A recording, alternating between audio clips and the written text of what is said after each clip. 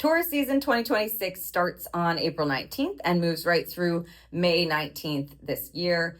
In this video, I'm going to be pulling card combos to get you intuitive insight and information for the major astrological aspects that are happening this season. There are 12 of them that we'll be pulling for in this video. Very exciting for this beautiful, grounded, forward-moving season that we're entering into. So let's see what the cards have to offer.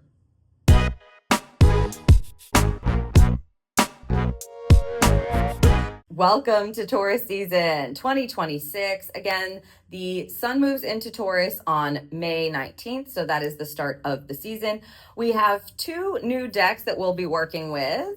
The messages from your animal spirit guides deck. So an animal deck, which I love. It feels very connected to the earth energy of Taurus season. And we'll also be using the Good Tarot Mini for our tarot deck. They're a nice combination of decks here for this season. Really love the vibe together. First, I do want to go over the pick a card options for the Taurus season pick a card that I have out and available for you. That was available on the 15th of April. So I want to show you the pick a card options if you're interested in getting more information for Taurus season ahead for yourself, a more personal look, because you get to choose your card, of course, and then I will go over the prompts for the season. Let's see, we'll start here. We're using this beautiful elemental deck, and your card options are growth for card option number 1, relating for card option number 2, and boundaries for card option number 3.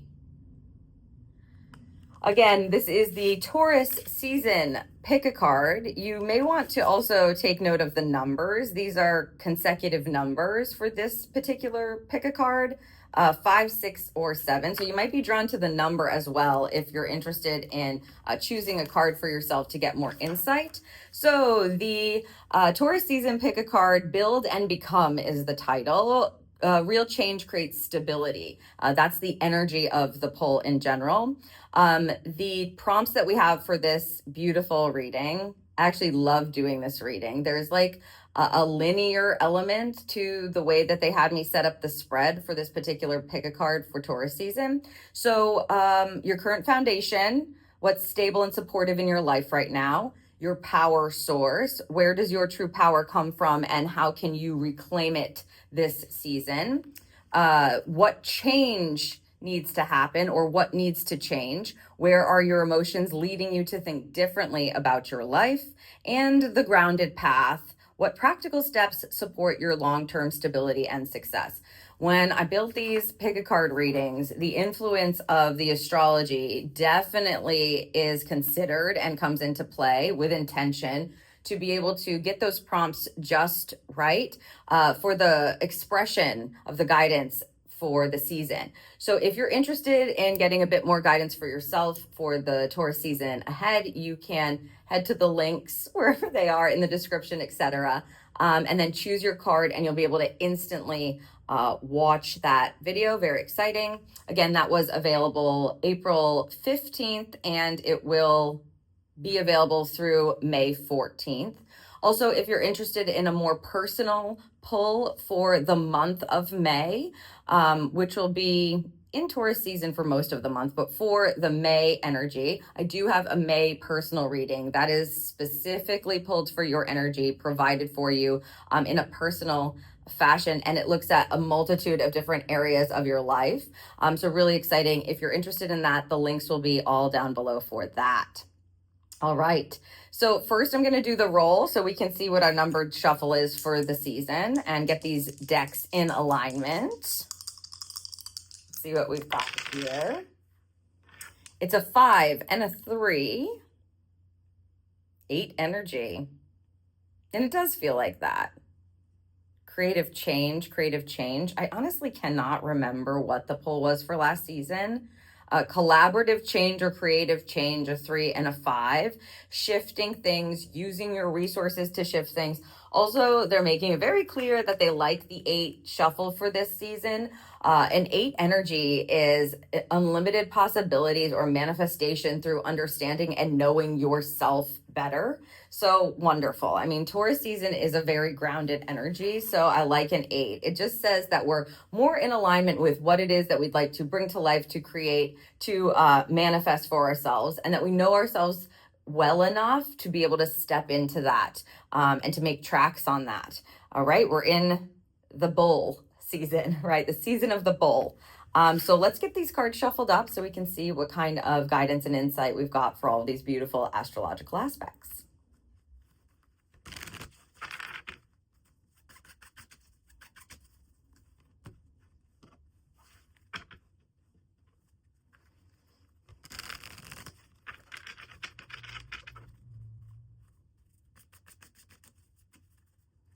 All right.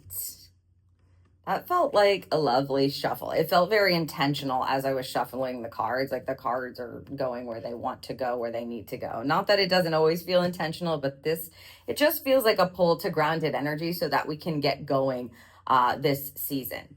So, of course, we're going to start with the first major aspect of the season. On Sunday, April 19th, the sun enters Taurus. So Taurus is the second sign of the zodiac. It's an earth energy and it's a go-getter energy, but it's very grounded. And what spirit is giving me before we even get into the poll is just that we're going to need to have a consciousness throughout this season to remember to experience pleasure. Taurians really like the physical experience. They like, good food, soft thing. Being able to experience anything that has to do with your 5 physical senses is a Taurian's dream, or makes them feel comforted, let's say, and then also helps them to like stay on track with a steady growth energy that's very physical, like moving on your path. So I would just say they want me to remind you to be conscious of like all work and no play. They're saying makes like an angry bull.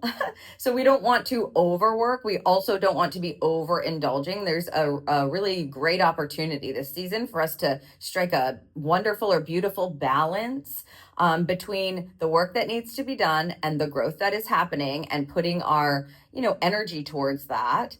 All areas, they're saying. So like all of your areas of energy, right? Your mind and your body and your emotions and your spirituality or your purposeful energy. And also then relaxing and having joy points and, doing things that feel good or restful. So just keep that in mind as we move through the entirety of the season. All right, let me read you the description from astrology.com so you can get an idea of what they're giving us for the sun moving into Taurus. It says, spring is in full bloom as we're ready to stay close to our roots with the sun in the steady and stable earth sign. Over the next few weeks, our energy will be tenacious, resourceful, and a little lazy as we take ample pleasure in the physical world. Exactly. That's a perfect way to say the combination of like it's steady and stable growth and you show up for that. And then also lazy day here and there. I want to go just hang out, like read a book, take a nap, eat some good food, cuddle up.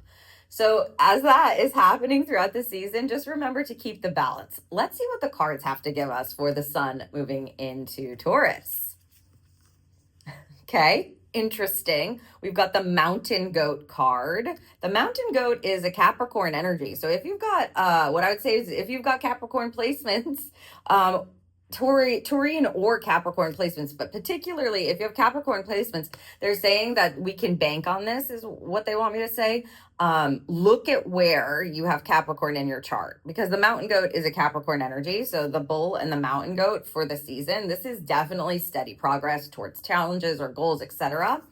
The card says, there's something out of balance in your life, so do whatever you need to correct it.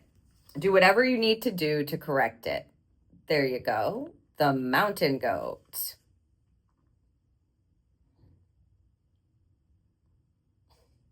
I mean, this energy is really, it's funny. They're comboing for us two elements of animals that allow for us to face things head on. This in particular is giving us a nudge towards what Spirit was basically saying before we even began for the season, which is we need to strike a balance between pleasure and like work. What you're showing up for to move things forward and how you're doing that, and also being able to experience play and joy, etc. The mountain goat looks to be sending us the same signal. Something's out of balance for this season. We don't want to be ignoring that. We want to make sure that we're addressing where we might have imbalances, digging a little bit deeper. A mountain goat is always going to be up for the challenge, right? Think about the kind of terrain that a mountain goat traverses, right? They're like, "Ooh, this is a steep mountain, but I got this." So again, if you have Capricorn placements, you're going to want to look at those and how they can serve you. Like, what are they connected to in your own astrology? What are they connected to in your own chart? Utilizing that energy to be able to take what it is that feels out of balance in your life. And again, this is for the entirety of the season. This is the sun moving into Taurus. You may feel this predominantly on the 19th, in or around the 19th. You know, when it's the strongest or most aligned, right? The sun is directly moving into Taurus. But I just think that it's for the whole season, that if we have a consciousness on it and we're open and willing to go, this doesn't feel right, it's presenting an opportunity or a challenge for me to find out how I can best work on creating or striking, as Spirit keeps saying, a balance in this area of my life or with this particular thing. And I'm willing to bet that it will have something to do with the physical world, because we're getting two earth energies, Taurian energy and the mountain goat, Capricorn energy, earth signs. So it's probably something you have to change, like physically change, do something different, like cut your hours down at work, leave an hour earlier, actually take a nap, get something that's going to make you feel good and cuddle up to it and take a nap. Get yourself in a space where you feel like you can rest and relax and feel comforted is the energy. If you're overworking, or if you're the other way and you're just lazy daisy, you know, get a structure in place that makes you feel ready and be willing to show up for that thing every day. Yeah. Okay. Let's see what the tarot has to give.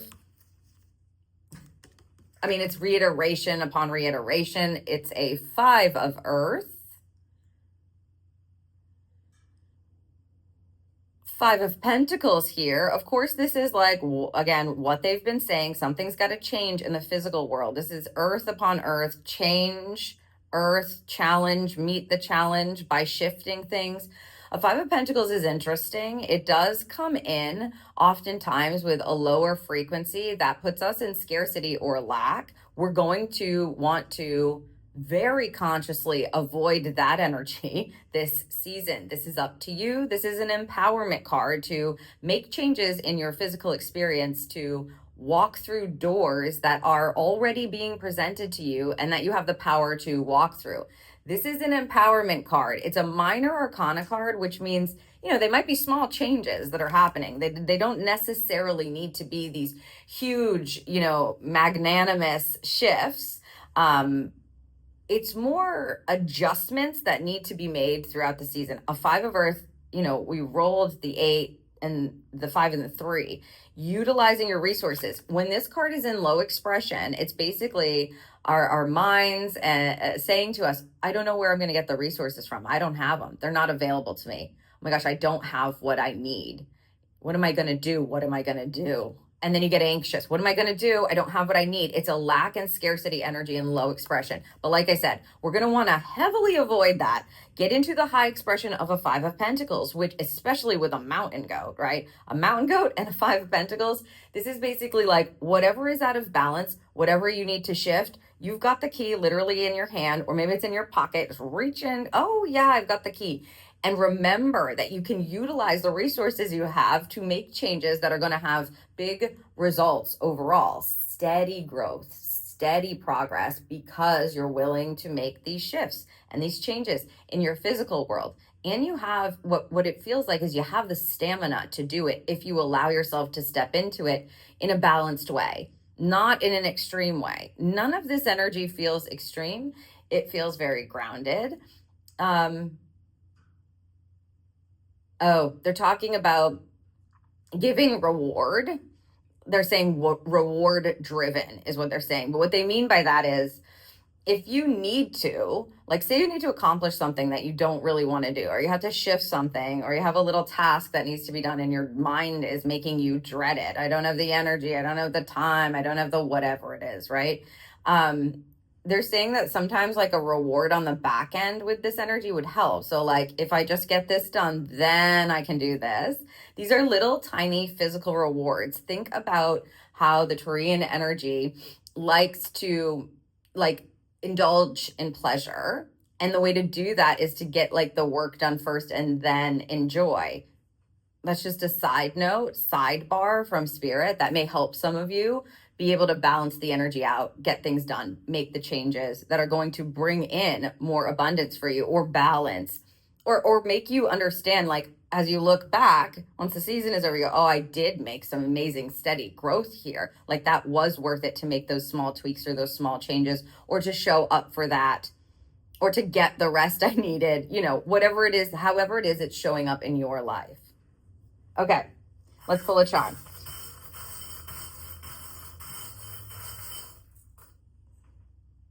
Oh, it's a tree charm in a heart with a heart. You see that little heart right there? It's like love creates growth in love. Love creates growth in love. Yes, this is the energy of your heart and that pleasure and that joy that they were talking about, being able to experience doing things you love, doing things just to do them because they feel good, and being able to grow at the same time. Some of the things that you may be engaging in over this season, maybe, you know, works of the heart or being done out of pleasure, absolutely in alignment for this season. Again, whatever it is that you are engaging in or that you're noticing that feels like is out of balance or the equilibrium is off, the goal here and what they're telling us is just look and ask the question, what can I shift or change to make this more balanced, to make this more into the center is what they're saying. So if it's an extreme, we want to bring it a bit into the center. How can I show up for this to make steady progress? Where is it that I need to experience more joy? And how can I do that? Yeah, how can I play more? What does my body want? What do my physical senses want to experience right now? It's really being in a loving engagement with your physical vessel and your physical journey clearly. Again, mountain goat, the bull, to be able to make tracks and to know that you can do it, to have the confidence to do it, to show up, to make the changes, and to empower yourself to do that in small ways that are going to create wonderful progress over the course of the season. On Thursday, April 23rd, Venus enters Gemini.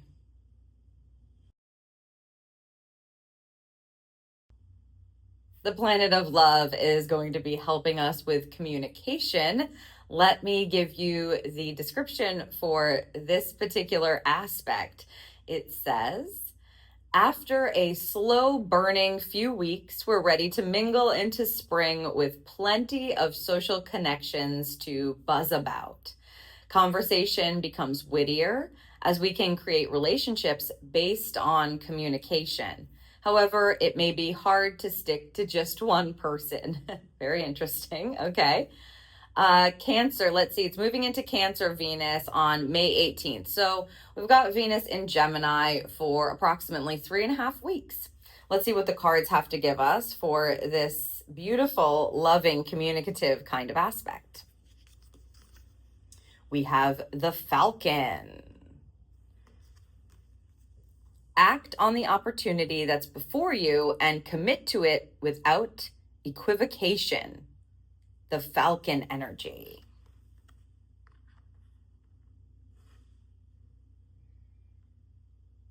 This is actually really lovely. This feels like we're going to be very intentional. We're going to be very direct with our communications. The Falcon is giving us this higher perspective with the combination of focused energy for these communications. And I think that, there's this aspect of a loving intention that's happening with this particular aspect. So to have something being provided through the animal kingdom that's very focused and intentional, I think it's a nice combo for us to work with. You may find that your communication style is more direct. And again, I'm going to urge you to come from a place of love as you're making your connections and you're communicating with people, especially if you have a more social line. So you're talking to more people, or you're voicing your opinions, or you're speaking to more people just in general, speaking to people, even if it's in like a large group setting. This feels like we're going into, let's say, social occasions or places where we are going to be confronted with mingling, parties, with clear intention. What I would say, just from seeing the Falcon and feeling the energy of this with this particular aspect, I would say whenever you're about to head in to a social occasion or like a get together, before you do, it would be a good idea to set a very clear intention, even if it's more general. It doesn't have to be exact specifics around particular people. It can be if that feels right or aligned for you at the time. But I would say just a general intention, maybe while you're getting ready to go to the occasion or the social event or the party, whatever it is, you set intentions for how you want it to go, how you want to show up, what kind of air energy that you're using, because it's going to train our mind or focus our mind to be able to output the energy that we're looking for, and also to be able to attract from that place. Set the intentions from a place of love and then go out there and get after it. Communicate, whatever it is that presents itself to you as an opportunity for communication. Setting the intention will already have you on the right energetic wave or track to be able to do that with ease. Let's see what we have for the tarot energy. Oh, Fortune's Wheel. The Wheel of Fortune. What a nice combination. Yes. Taking the opportunities as they are presented to you, showing up for them, and realizing that when you do this, when you take the risk here with a Wheel of Fortune, you're going to have abundant and prosperous results. The Wheel of Fortune is the wheel of life spinning in your direction when you take the risk, right? When you take the opportunity of it. It's a nice combination card. It's a major arcana card to work in co-creation with spirit. If they're presenting you an opportunity, you already have set the intention. You go into this event, or you're met with an opportunity to communicate, or a new person comes into your life, or a social setting. And then you take the opportunities as they're coming. That's you working the wheel in your direction, or moving it in your direction. This seems like a very prosperous energy here for us for the next few weeks, for sure. It's almost like there may be smooth chatter going on. You may know what to say, and they just keep kind of like tapping my shoulder and being like, that's because there's a clear intention. If you're going into a social event or chatting with somebody, even if it's just a one-to-one, like you're talking to somebody on the phone, or you have a meeting, or you have an interview, let's say, something to that effect, and you're going in frazzled, so your mind's all over the place, you don't have a clear intention, and you're frazzled energy, or like you're late, you're running behind, you've got anxious energy going on, it might not feel like things are spinning in your direction. You might find it more hard or difficult to focus, more challenging to focus. So I would say the main thing that we want to remember is to be conscious of giving ourselves the focus that we want, taking power over setting our intention. And then as the opportunities arise, it will feel easier. It will feel more smooth, is what they're saying, for you to take advantage of them, to step into them, to go with the flow of the fortune's wheel. And when we do that, things start to line up. Happy coincidences are made clear, right? Meaning it wasn't a coincidence at all. It's divine timing, it's divine opportunity. And when you say yes to this with this kind of combination, you're going to have some great results. This energy is magical, but it's co-creative very clearly. It's not just spirit being like, here, right on your doorstep, all you have to do is step out and get it and fa la la la la. It's more like, I am being very clear and focused and open and willing. So when I step into whatever's coming, I have that intention already coursing through me. And it makes it, like, again, it's more smooth. Like, and the words are just coming out of my mouth. I'm more sociable. I'm freer with my expression because it's already set in the intention. I've already, like, when the falcon flies up, it knows what it's looking for or what it wants to do or it's trying to find. And then once it comes into its view or its sphere, then it has a smooth track to being able to conclude that or complete that or for something to work in its favor.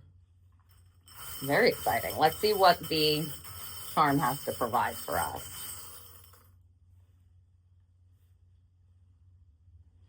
It's an ornate moon.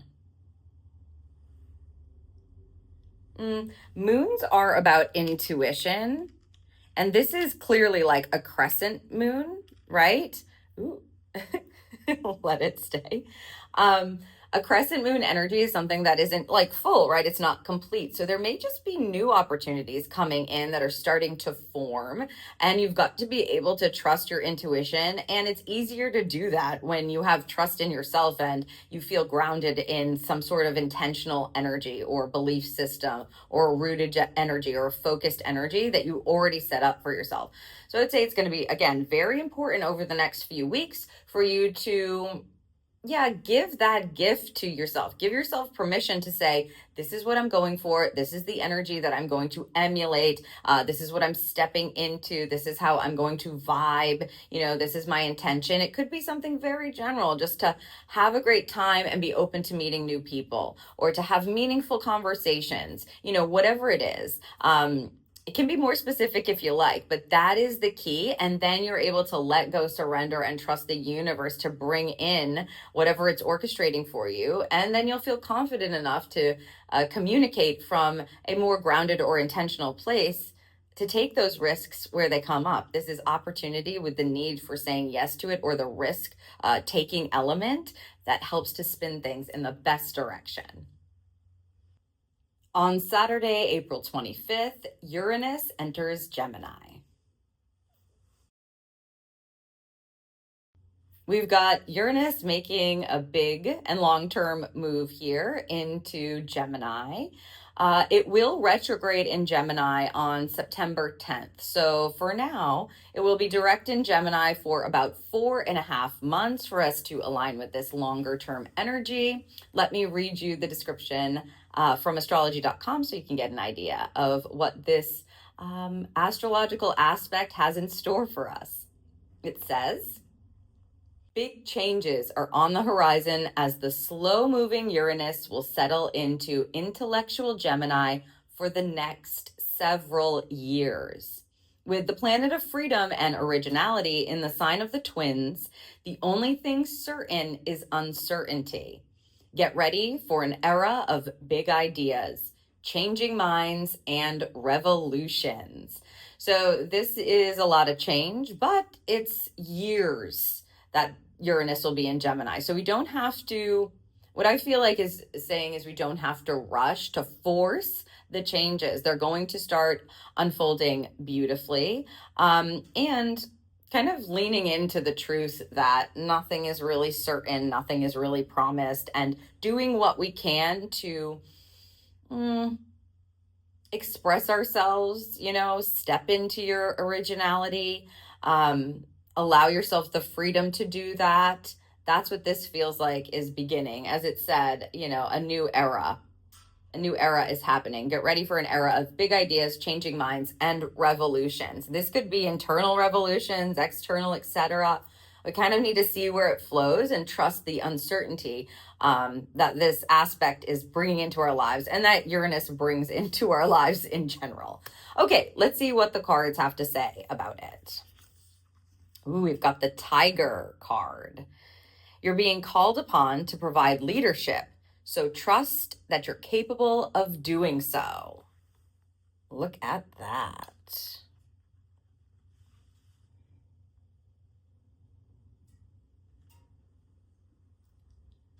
Yeah, they're talking about, right off the bat, they're talking about the positioning or the stance of the tiger in the card and how they're using the word stalking energy, like how it's taking its time, and that there's a reason why it's like at the top of the food chain, etc. So this is about, of course, leadership, your own personal leadership, taking the time to understand how it is that you can lead.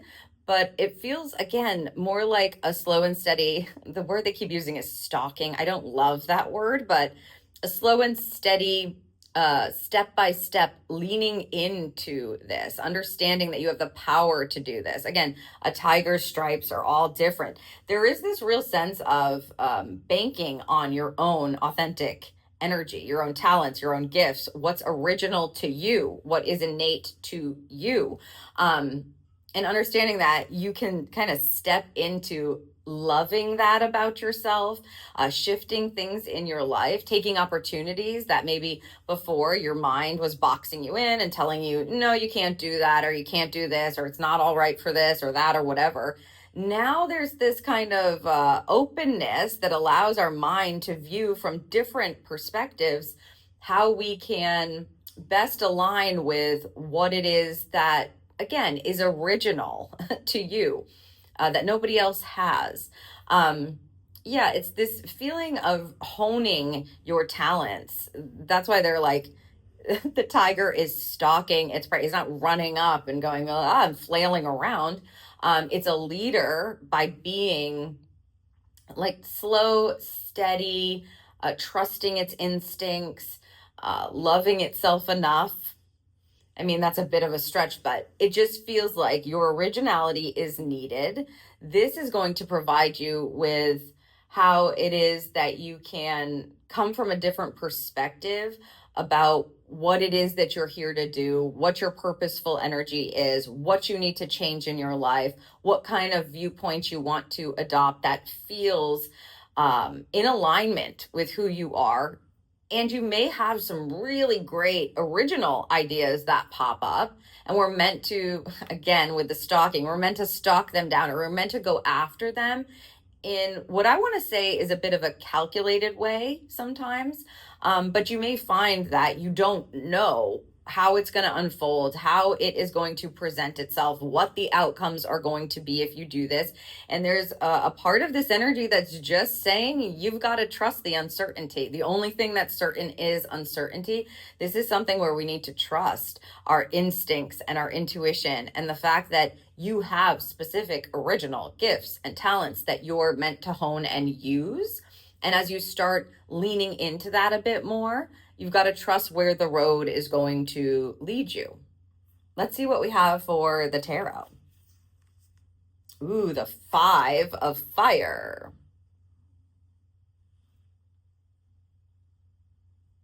The Five of Wands is what this card is, the Five of Fire in this deck. It's about using your spirit to make changes to guide you.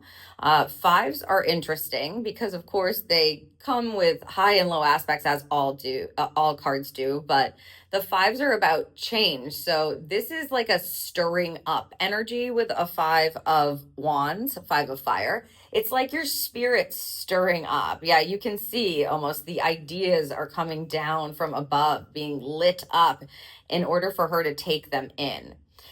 In a low expression, a Five of Fire has to deal with collaborative energy being a detriment to you, meaning you feel like you keep comparing yourself to others, or you're in kind of an unhealthy challenge energy, like competitive energy that is completely egoic and is done for no other reason than you want to win, right? You compete to win. And I mean, that's it.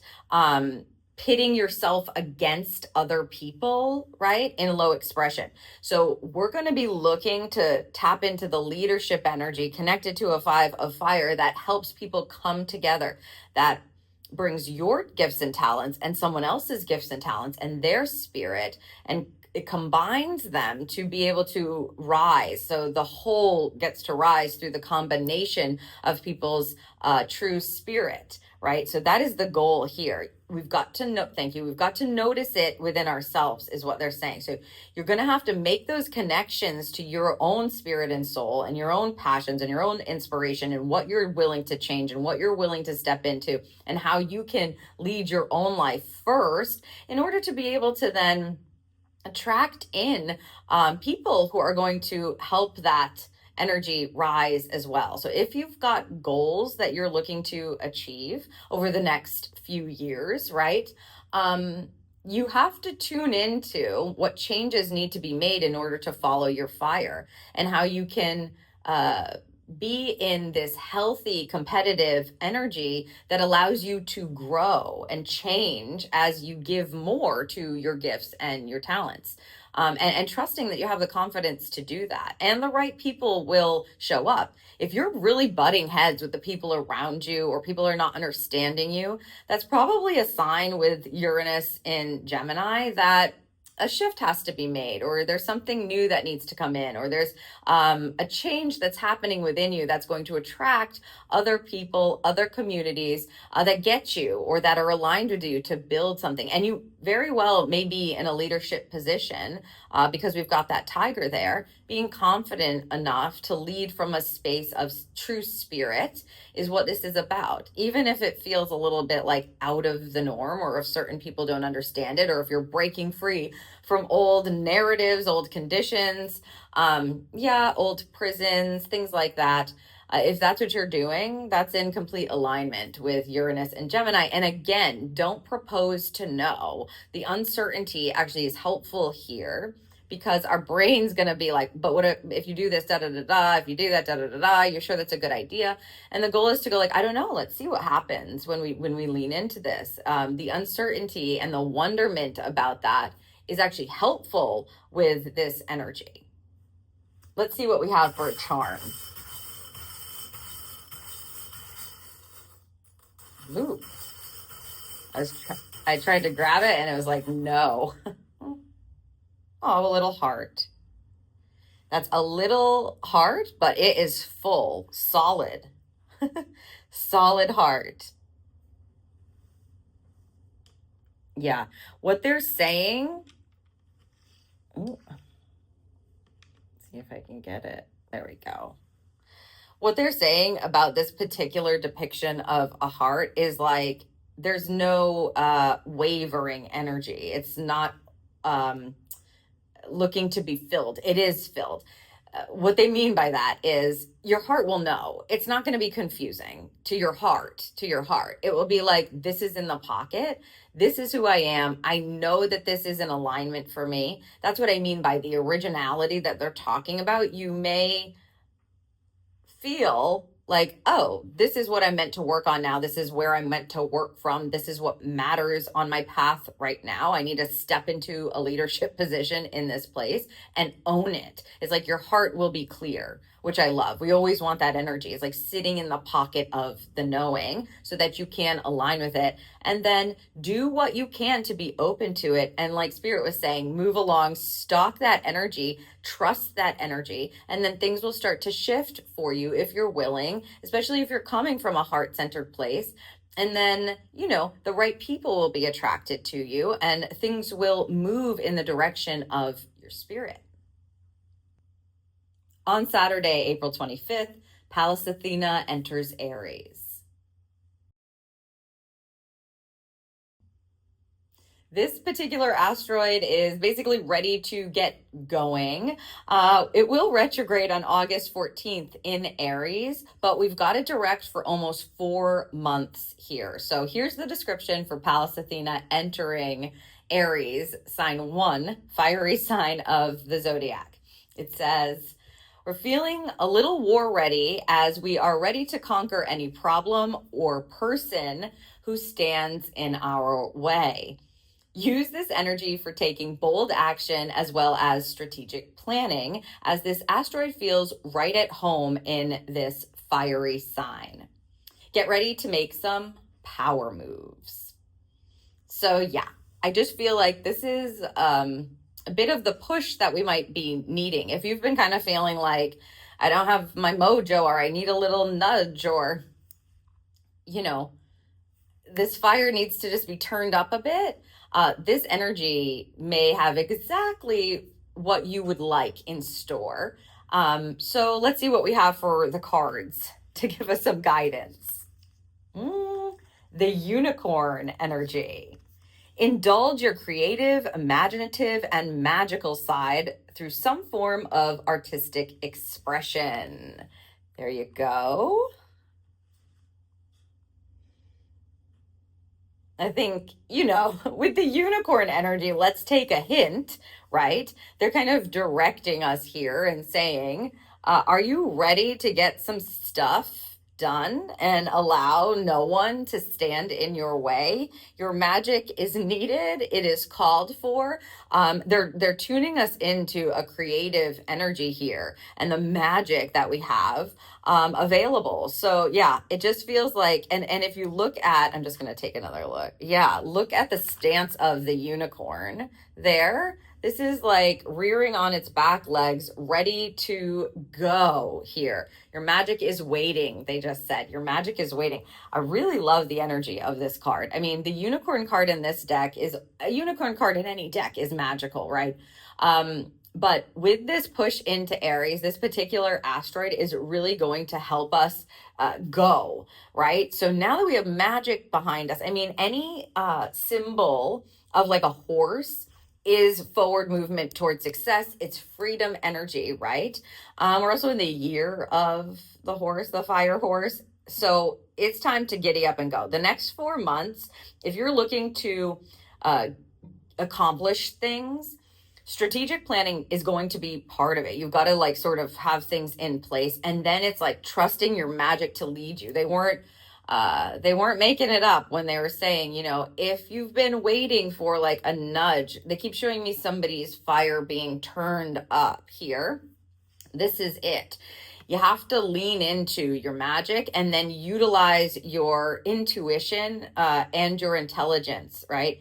It does, even though we've got this entering Aries, it just feels like a kickstart energy, and that we can't forget about our other elements of ourselves, like the resources that we have within ourselves that we can use. That's why I'm saying trust your intuition, use your intelligence. Planning and also taking bold action or inspired action is the combination of energy that allows your magic to like giddy up and go. There's an element to this aspect that feels like when things try to stand in your way, when they create challenges or hurdles, we're sort of going like redirecting our attention. Not that you're ignoring challenges, but if somebody's intentionally trying to stand in your way, or if a challenge does pop up on your path, you may feel that you have what you need to handle it and handle it well and handle it swiftly. Like you can get over it more easily, or you're not paying attention to like naysayers or people who are giving their opinions that are discouraging you or trying to put out your light. This is about igniting your light or turning that flame up a bit brighter and trusting that like we need your magic, and that's what leads this. Like rear up and go. Let's see what we have for the tarot card. Oh, the Chariot card. Wow. Okay. I mean, they weren't kidding, right? This is a major arcana card. The 2 horses are directed. You can see here on the Chariot. I mean, that's you. It's time to go. Wow, this is interesting energy. Yeah, it's powerful energy here. So we've got the chariot energy. The chariot is two horses, obviously pulling a chariot. The idea is movement towards success happens in co-creation. Probably why they were also saying, like, you're going to need all of your elements, working with what you have for resources and utilizing them also in co-creation mode, setting intentions, trusting your intuition, using your intelligence and your mind to create a strategic plan or to learn something, to set something up so that you can use your magic. We have all horses here, and one's a magical horse. Sometimes I just love spirit. I mean, a chariot card here, yeah, they go, say no more. This energy wants to move you towards your goals, towards success, feeling great. It's like, it almost feels like even if we want to like dig our heels in and try to stay put, spirit's going to be like, we can, we're still nudging you forward. And the idea, again, we're in Taurus season. That's what we're pulling for in general, right? We're moving through the season. The idea of that is you don't have to race if you don't need to race, but we do need to turn it up just a little more. Like they're going to nudge you. And they said with good reason, it's time to go. It's time to be lit up by something. It's time to follow that line. It's time to co-create from that spiritual place. And again, in Taurus season, we're doing it in a balanced way. You need both horses with a chariot to move in the same direction in order to get the movement and momentum going. If they're opposing each other, you won't move. You'll feel stalled out. If that happens to you over the next 4 months with this combination of cards, what I would say is take the time to rest and tune back into your own personal magic to get the reminder or the reflection of that within yourself. And then, turn up that fire again and allow yourself to co-create and get going again. Like stay away from beating yourself up for sure. If you feel stalled out or tired, you may just be overdoing it, and then give yourself the rest you need so that your light can glitter again, is what they're saying, so it can glitter again. And just a reminder, it's going to retrograde. We're going to have a chance to be able to like look back at the progress that we've been making, see how we've moved, maybe see what changes we need to make, that kind of thing. So that will come for us naturally. But for the next almost 4 months, we've got this beautiful forward movement connected to our spirit glowing and our own magic within and how it is we choose to utilize it, which is nice. It's up to you and spirit. Yeah, it's time, they just said. It's time. Okay, charm.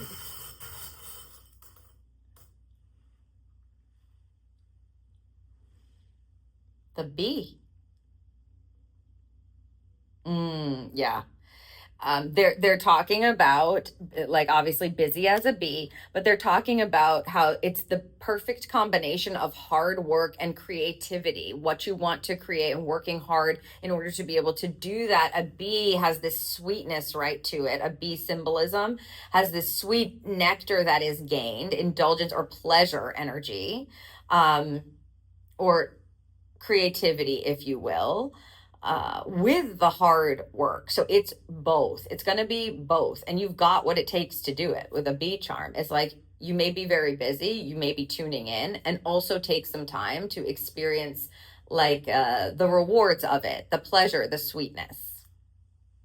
On Friday, May 1st, we begin a new month with a full moon in Scorpio. This particular full moon may be quite transformative for you. It's a very interesting energy when the bright full moon shines down upon us in the sign of Scorpio. So let me read you the description for this beautiful, vibrant, deep full moon. It says, even the most well-kept secrets are brought to life today as the full moon encourages us to step out of the shadows and change our lives for the better. Get ready for a spring transformation. I kind of love this energy. Sometimes Scorpio energy can be a bit daunting, it can be a bit deep. It can be a bit dark even, really reflective, etc. This particular full moon feels like it's going to nurture us in some way, is what I want to say. Being shown to us are the things that may have been either bubbling just below the surface or have been kind of kept from us. And you may be keeping stuff from yourself even.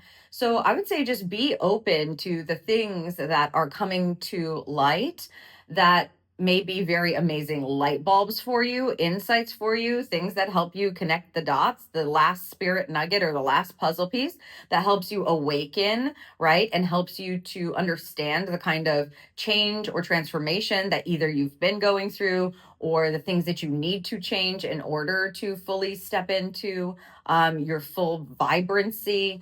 Scorpio energy, I feel like this is going to be deep insights like coming to the surface to really aid us. Yeah, like I said, sometimes I get this feeling around Scorpio energy that feels like we're going to be diving deep in. And if you've been already doing that a bit, or if you've been noticing and being conscious of things, trying to figure things out, being open to like the deeper parts of yourself, this full moon may be very helpful for you to give you that insight that you need.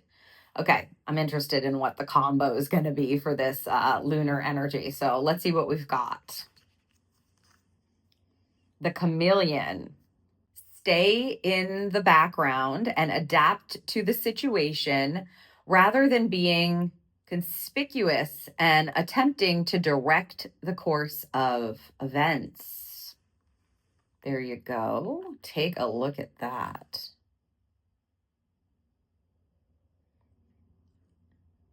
Yes. Okay. They're telling us basically with this beautiful chameleon to be the chameleon, to be adaptable. I think again, there's going to be things that are popping up, things, maybe revelations or things being revealed to you, whether they're insights from within yourself, or maybe it's someone else telling you something, secrets coming to the surface or things that were unknown to you now being known. They're telling us to be conspicuous, to stay in the background. I think what they're just saying is allow yourself to process it. You don't have to jump to conclusions here. We want to adapt to the situation or scenario as it's coming up. We're being asked to be the chameleon in the light of the Scorpio full moon. Also, of course, chameleons change based on what they're confronted with or what they're experiencing. So if there are shifts or changes or transformative energies or insights that are coming up for you, this chameleon energy is meant to help us adapt to those changes. Because I feel like we're being given what we need to be able to transform. This animal card, it feels like a vote of confidence or something, like you can do it. You can adapt to this. You do have this in you. You can heal this, step up for this, show up in this way.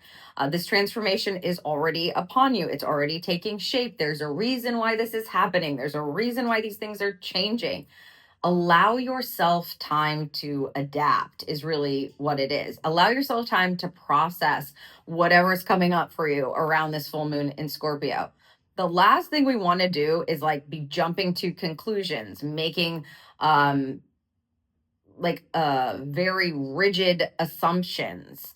We don't want to be having crazy expectation around exactly what is happening, how it's going to happen, when it's going to happen, what is going to become of this, what exactly this means. So as you're fielding the insights and things are shifting for you and you're starting to realize, allow yourself to process and adapt. Let's see what we have for the tarot. The Seven of Air, beautifully placed. The Seven of Air, or the Seven of Swords here, is, I'm saying beautifully placed because a Seven of Swords can be very manipulative. Sometimes people will read it as deception, etc. What I'm feeling mostly from this full moon and this combination of cards is like internal energy, like shifts that are happening in your life that are giving you revelations about yourself, knowings, understandings, and insights. With the Seven of Air here, they're basically asking us to take a beat and not be so defensive, or they're warning us. Sometimes we can be believing illusions in our mind. If we make assumptions with a Seven of Air, we're probably manipulating ourselves in some way. A Seven of Swords can have us kind of thinking about things that aren't really realistic sometimes.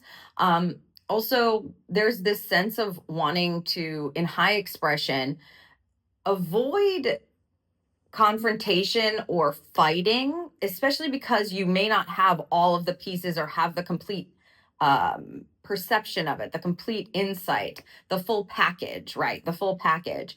They're really warning us to not jump to conclusions. Allow yourself to move through the energy of what this moon is providing, especially the insights. Like tap back into your intuition, ask if that is real, ask if that is true.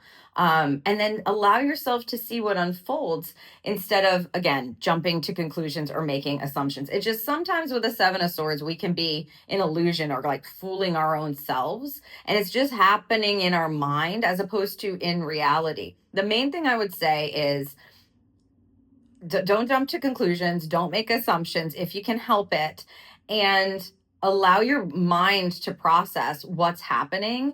As opposed to jumping to defensive-ness. It seems like with this combination of cards, they're going like, if you jump to conclusions and you seek to defend yourself, you might have been kind of you might be on a line of miscommunication, where like that's not what that person meant at all, or that's not why they were telling you that in the first place, or you found something and you get a nugget and it comes together, but that wasn't the final nugget, or that's not what it fully meant. So there is going to be some processing time for whatever's coming up with this full moon in Scorpio. And it's just important for us to allow ourselves to have the appropriate amount of time to process things. And it feels like things will come together and we will be able to adapt more smoothly if we're not tuning into massive defensiveness or jumping to assumption. Let's see what we have here with the charm. Ooh, a swan. How nice. A swan energy is like grace and beauty and flow, right? So it's kind of like be the swan, be the chameleon, be the swan. Even though there may be things going on, or you're having to effort in some way, and you're, getting insights, or you're having revelations come from an external source of some sort. Uh, they're wanting us to receive it in with like grace, and flow. Again, we're not jumping to conclusions, we're not making assumptions, we're not allowing our mind to play tricks on us. Instead, we're staying in a beautiful and graceful flow. That's wonderful. Okay. Yes, do the best that you can to float along like the swan, to be the swan, and to stay open to these insights and revelations and what they have to give to you that is going to aid you in the changes and transformations that you're currently going through or that you're stepping into in the future. On Saturday, May 2nd, Mercury enters Taurus. This aspect is going to definitely aid us with the Taurian season and the Taurian energy. Having the communication planet in the sign of the season is going to help direct our focus and help us just communicate better overall. Let me read you the description from astrology.com so you can get an idea of what this aspect has in store for us. By the way, Mercury will move into Gemini on May 17th. It's always a very short run with Mercury, so it's in Taurus for the next couple of weeks, 2.5 weeks. Okay, it says, as we settle into the spring season, our thoughts become more practical and grounded with the planet of communication in the earthy sign. Slow and steady wins the race as you focus on what needs to grow in your life. Yeah, this feels like the energy of the season, right? It's like it feels like clear communication for stable and steady results. So we're just going to want to pay attention to what feels like that energy as Mercury moves into Taurus. There was this sense, of course, with Mercury and Aries, right? Of let's do this, let's go. It's like the fire is lit, and now we get to ground in and use our communicative energy to direct the actual steps and the movement for steady and stable growth. It may very well kind of show up as like a set it up energy for you, which is wonderful, and we want to take advantage of that, especially since we're in Taurus season. So let's see what we have for the card combo for extra insight. The Shark. Trust your instincts to discern the truth of the situation. Take a look at that.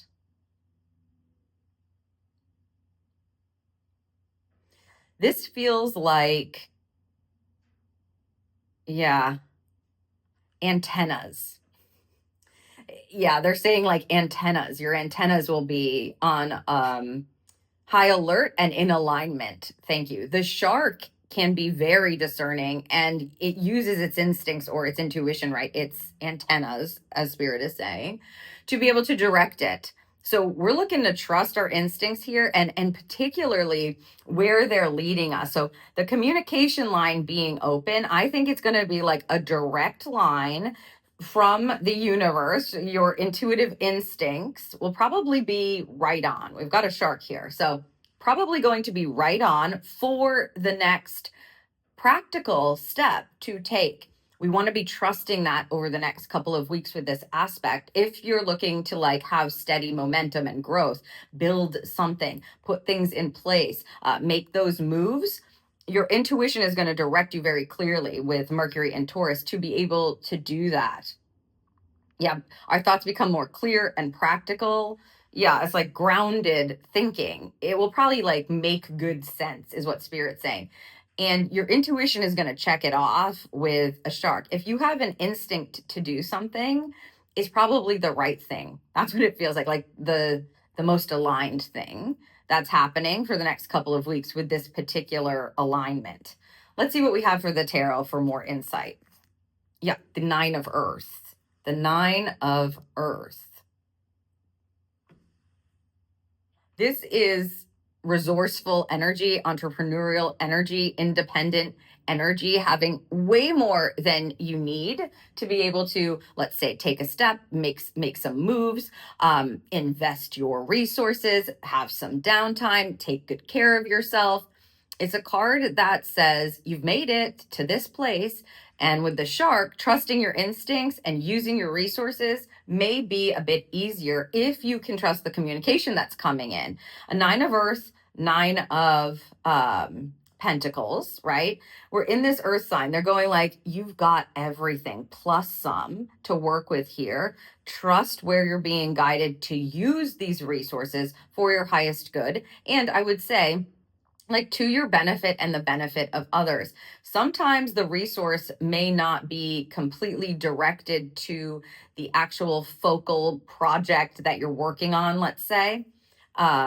It may be something that is a personal resource with a Nine of Earth, meaning there's a nice balance. When you get a Nine of Earth, it's like you've gotten to a place where you have more than enough, and some of that is meant to come back to you. Hence, remember the Taurus energy. It's like there is some part of this that you're going to be told to recycle back or be reciprocated back into yourself, meaning you're meant to give to yourself as well, receive in and the output. So even energy. With the Nine of Pentacles, because you have so many resources at your disposal, you can like invest in this, save this, you've got your stability or your needs taken care of, and there's room for pleasure, etc.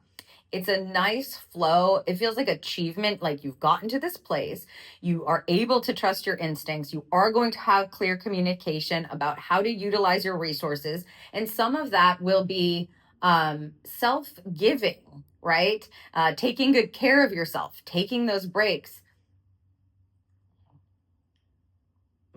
They're talking about like ordering something that's like a treat. Well, they discussed that about Taurus season, right? Having like a reward. Like instead of just ordering your regular black coffee, you get like some sort of a treat. There. This Nine of Pentacles energy is that. It's like it's indulging in a responsible and practical way a bit, right? Because you're working the angles from your instincts, and this feels really good. It feels motivating. It feels elevated, like elevated energy. So the goal here is definitely to be trusting our instincts and then utilizing our resources through that channel.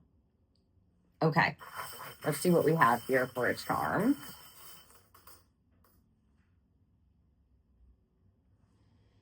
It's a wrench. Yep. Oh, neat little, ooh, that's it. That's enough. Are you sure I shouldn't tighten it more? No, I do not tighten that more. Are you sure? Because I feel like, the directions in the book said that I should tighten it 5 times. If you keep tightening it, it's going to be too tight. Well, the direction said, well, my instincts tell me it's done, and it's okay. Well, trust my instincts, right? This is using the tools the way that you instinctually understand and know how to use them, right? The opposite of this with like some sort of a wrench is throwing a wrench in it, like sabotaging yourself, being afraid to trust yourself and trust what you know to be true and trust what's coming through and trust that you know how to utilize your resources. And you can do that in a reciprocal way because you have more than what you need to work with. It's really like trusting the channel to guide you on the physical plane to use the tools that you have at your disposal in the way that they're meant to be used at this time. On Wednesday, May 6th, Pluto retrogrades in Aquarius. This is a period of several months that is going to help us understand how to reclaim that beautiful power that we have within and reclaim the responsibility to hone that power. Pluto is going to go direct in Aquarius on October 15th. So we've got it in retrograde for a little over 5 months here. Let me read you the description so you can understand what this retrograde period is all about. It says, this is a period of reflection as we think about where we get our inner power from and how we can empower our daily lives. Who or what is holding the power in your life, and how can you take it back? That is the question. And it is a chunk of time that Pluto will be retrograde. So, we don't have to jump to conclusions or rush to it. But it feels like it's like floating there, that question, right? Who or what is holding the power in your life? And what can you do to kind of bring it back to source, take responsibility for it, lean into changes that can help you feel like you've got your power in your hands again.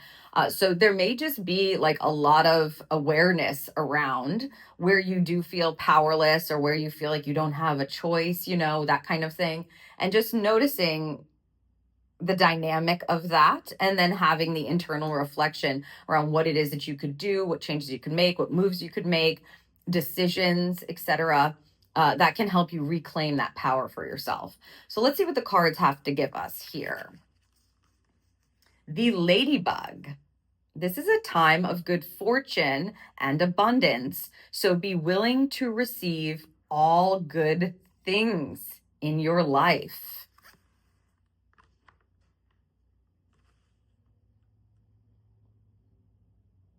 Love a ladybug energy at any time. Okay.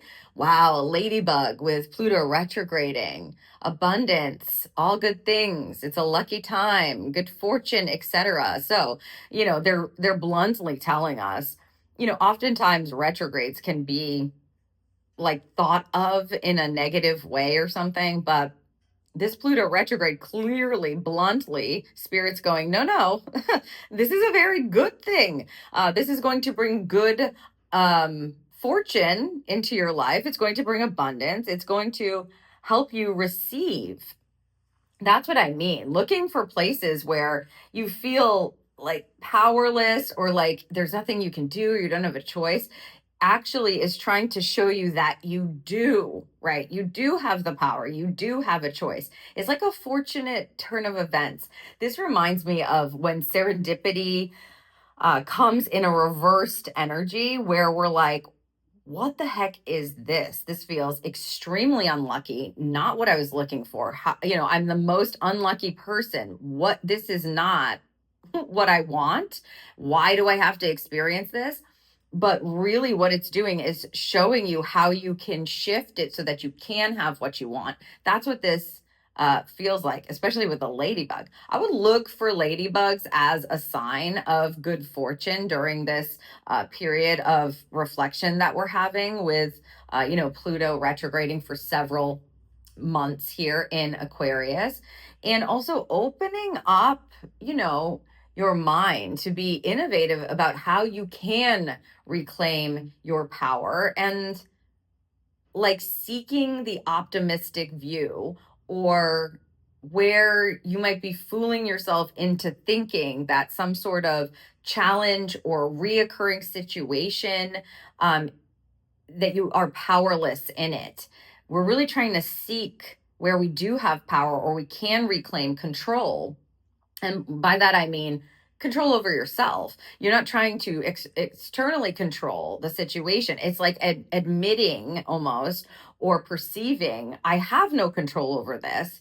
And then that idea or that experience and that awareness helps you to go, well, then what do I have control over in this situation where I feel powerless or out of control? Like I don't have a choice, like it's happening to me instead of for me. The ladybug energy with the reflection energy of Pluto and Aquarius helps us to come up with an innovative answer to, well, where do I have power then? And what choices can I make? And how can I reclaim that for myself? You may be like, oh, why didn't I think of that before? This is actually amazing that this situation is happening, because then I can understand this. I realize this. I get to change this now. I get to change it instead of I have to change it. This is happening for me instead of this is happening to me. So we might have some really cool revelations where we look at situations or experiences that maybe you've been going through for a while, or maybe it's just popping up. And initially, or you've been trudging through something and you're like not able to see it in a positive way, that now starts to go, oh, this really was a lucky break for me. Or how fortunate am I to have had this experience? Interesting. So, don't judge a book by its cover. Allow yourself to open up, your perspective. Look for the door of opportunity, the optimistic door of opportunity, that when you open it, it's like, oh, well, this is good fortune, right? That is being presented or possibly hidden in challenging situations, reoccurring situations in your life or experiences in your life where you don't feel like you have any power, because you do. And that's what we're meant to be looking for. It's like, where's the fortune here? Like, yeah, they go like, where's Waldo? Yeah, like, where's Waldo? Spend some time in that energy for the next few months. Let's see what we have for the tarot to couple this, ladybug. The Eight of Air. The Eight of Air is the Eight of Swords. We just had the Seven of Swords pop up as well. This energy is where we can manifest whatever we think about, right? So in the low expression, the warning is to get caught up in lies, illusions, and fears in your mind. But this is you setting yourself free through thinking about it in a realistic and clear way. Yeah. I love an Eight of Swords here. An Eight of Swords is like you're doing it to yourself. Whatever you're thinking it is, it is. So if we're thinking about it as the worst thing ever, that we're never going to, if you think you don't have power, you don't. That's basically what they're saying. But what you're doing by saying that to yourself is victimizing yourself in your head.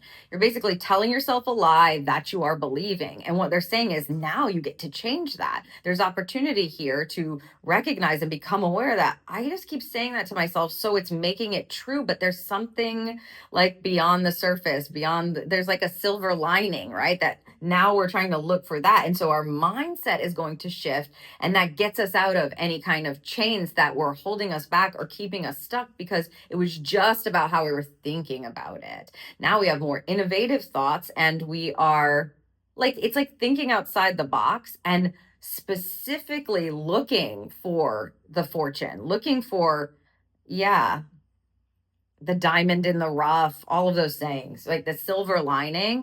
And then we're just focusing on that. We're focusing on that instead. And so it shifts our mindset, and then we get to call in whatever we want. With an Eight of Swords, whatever you're thinking about is basically true. That's basically what it is. It's a minor arcana card, right? It's not a major arcana card, but it wants you to make that leap or that shift or that have that open mind to imagine that this might be providing something for you as opposed to taking something from you. It's that energy. And to see if you can answer those questions in this reflection period, that maybe your mind just did not want to hear about. And that's for several reasons that happens, right? Like we protect ourselves, we do things so that we can have emotional processing going on. But now, as Pluto retrogrades, we're meant to reflect so we can see it from a different perspective, get those light bulbs and start manifesting something different through our thought channels. So we can see it in our lives, right? So we can see it made manifest in our actual physical lives in the future. Very nice. Okay. Charm me. An anchor. This reflection period feels very much like question answer. They're asking with this, what are you anchoring into? That's what they're asking. It's like a question prompt. So journaling practices and using like question prompts, soul question prompts, or self-analyzing or reflective prompts for yourself might be helpful here, because whatever we're rooting into, the mind is going to tell you a story. It's going to create the anchor effect for you, and then you're going to perceive that.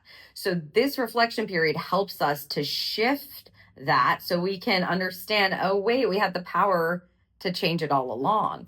And that's going to influence, your future movement, your future choices, the way you look at things in the future, perhaps, the journey moving forward. So what are you anchoring into? What beliefs are you believing that are creating your anchor or your rooted energy? Does that work for you? Is it deeming you powerless? Or is it providing you with this beautiful internal power where you feel really grounded into good fortune or the things that you truly desire?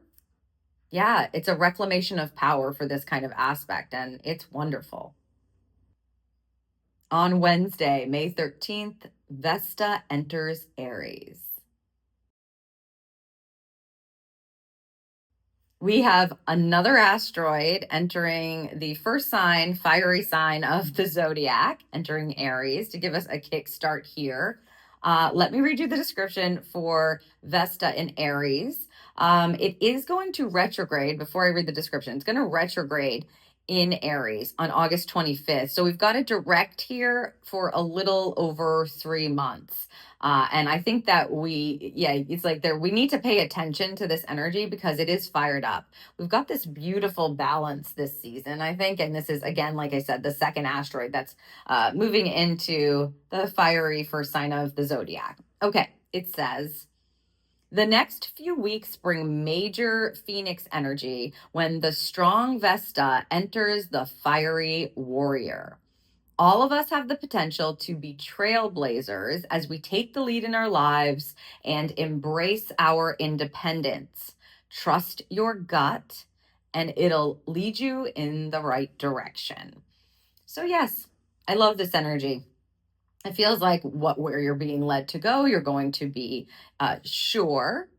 It's just, you can have these internal wars with yourself. I feel like Vesta um, in Aries, it wants us to break free and be lit by the transformative fires, like a phoenix rising energy. That's the high expression of this. That's what it feels like. So you're going to know if you're like fighting that energy for yourself. It will feel very restrictive, like you're literally holding yourself back in whatever area this is showing up for you. The goal here is to trust your gut, trust your instincts, trust your intuition, and then you'll know, yep, this is the right direction. So let's see what the cards have to say about this. Octopus. Practice shape-shifting by altering your physical appearance and mannerisms. Ooh.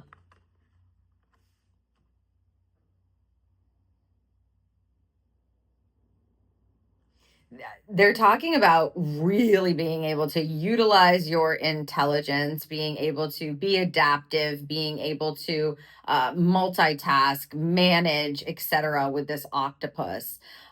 This feels like we are using what we need to rise, essentially, and that we have the intelligence to do that. I mean, octopus energy is smart, and it feels like strategic. They're saying strategery, smart and strategic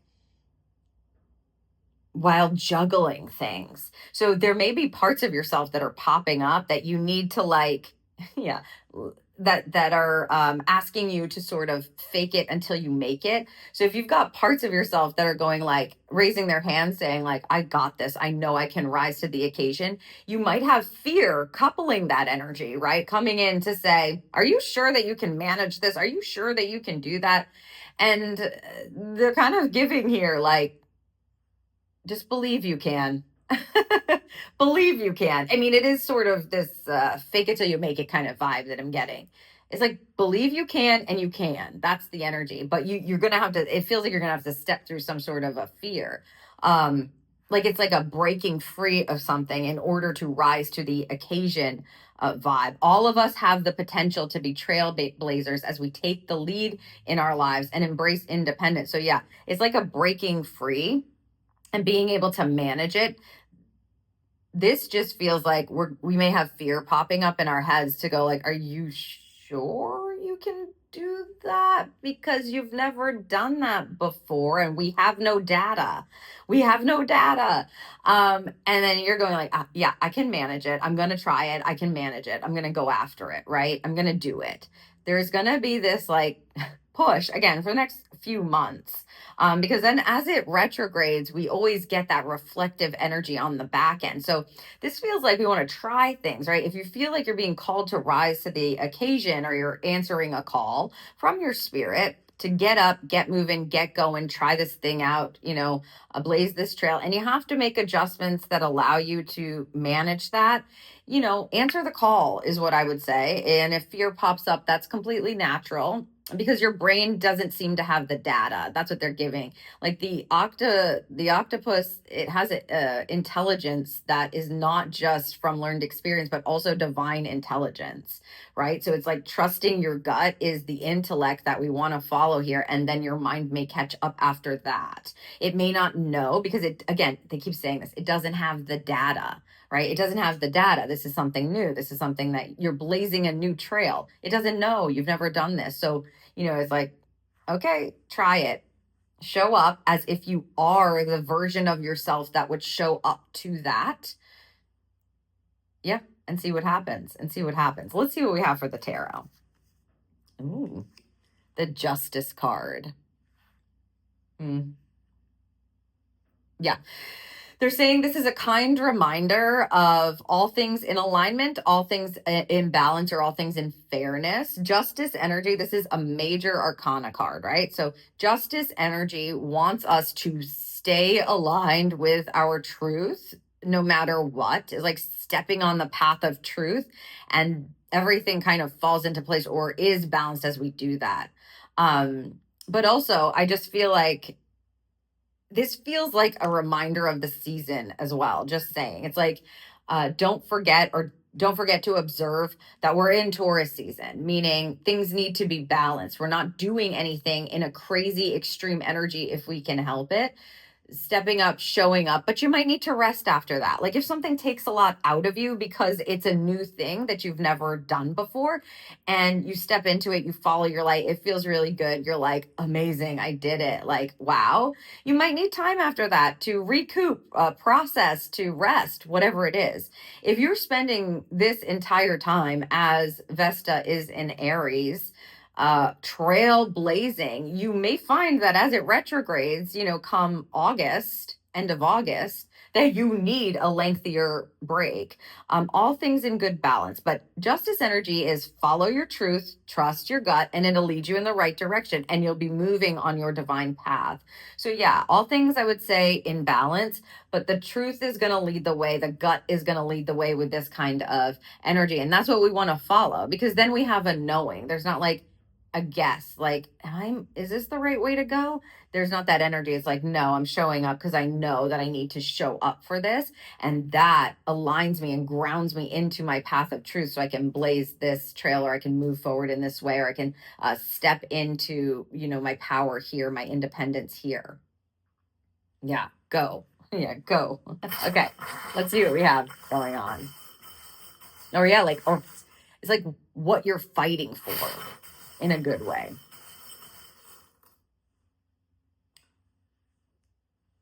Four-leaf clover. Yes. Yeah. They just said fortune favors the brave. That's right. Nice saying here for this.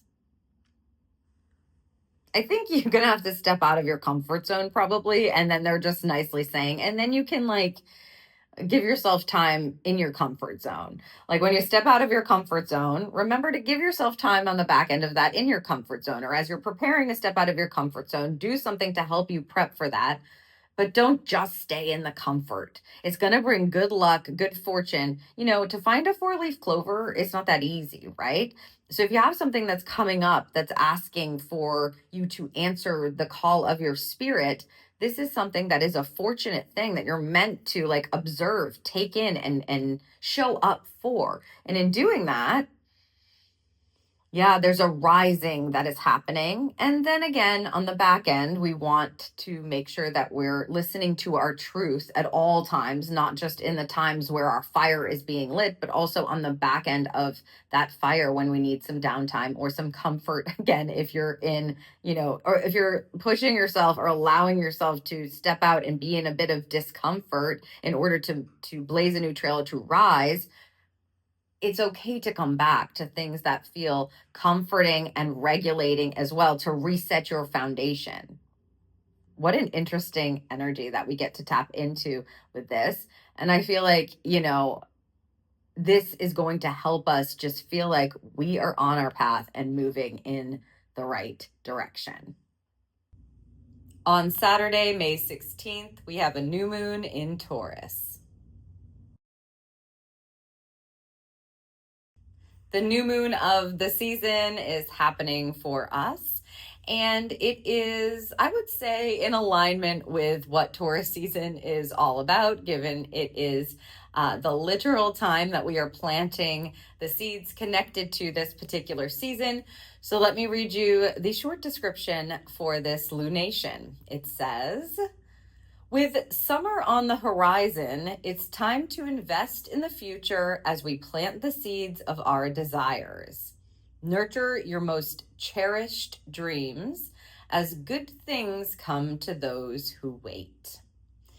Yeah, it's about nurturing energy. It's about kind of allowing yourself to go within, perhaps take an inventory of what it is you are nurturing. If you're feeling like something doesn't feel like it's moving or growing in the way that you want it to, or, it doesn't have that joyful or plentiful energy connected to it, this new moon in Taurus for this season can help us realign with what it is we want to put our time and energy into, what we want to water, in order to be able to grow something beautiful and fruitful in the future. It's also like a patient energy. So this wouldn't be You're not tuning into things that you want like quick turnover around. You're asking for the foundational energy, the long-term growth. And like I said, perhaps doing a bit of an inventory in the darkness of this new moon to kind of go, how's this doing? Is this growing? Does this feel aligned? And then if you've got to make some adjustments or make some changes or do some excavating and planting new seeds that you're going to water, you can kind of do that with this particular new moon. So let's see what the cards have to give us in combination with this energy. The humpback whale. Music is essential to your healing and well-being, whether singing, playing an instrument, or listening.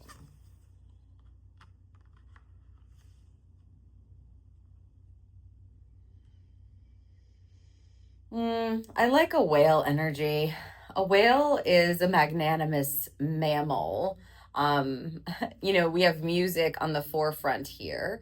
Perhaps there needs to be some dancing or some alignment through the frequencies, through music, if you will, that they're kind of signaling here, giving us this animal guide for the new moon energy. But whales have this beautiful sense of communication, and they're showing the word frequency. So we're wanting to work with the harmonious frequencies that are going to provide the best waves, so energetic waves that are going to nurture what it is that we want to grow. I would say I wouldn't overlook using music around this new moon. That could be in any way, shape, or form. The feeling of it does feel like it can be grounding for you. So if you have music or you want to tune into some sort of music that allows you to feel more grounded, positioned well on your path, makes you feel like you're in alignment with or in the pocket of who you are, something that represents who you are or who you're becoming, is a good day to listen to those kinds of songs.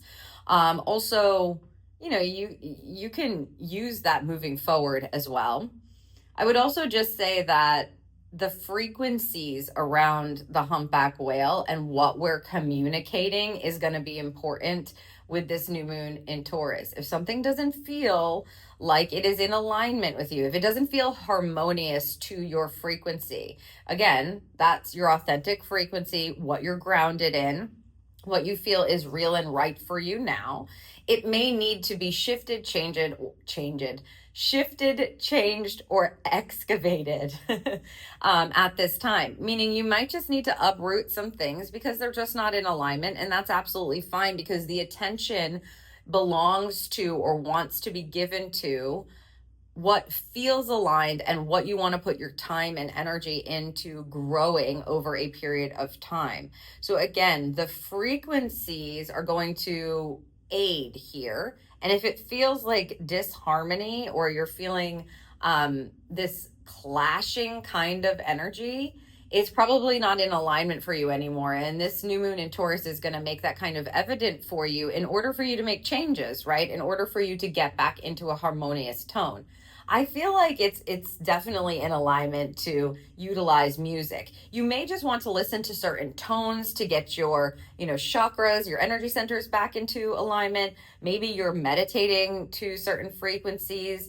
Whatever it is that you feel like you need that's going to aid you on your physical journey to be able to make steady progress, that's the frequency that you're going for. And I would suggest filling, your space and your your energy body with it so that it affects down to the cells.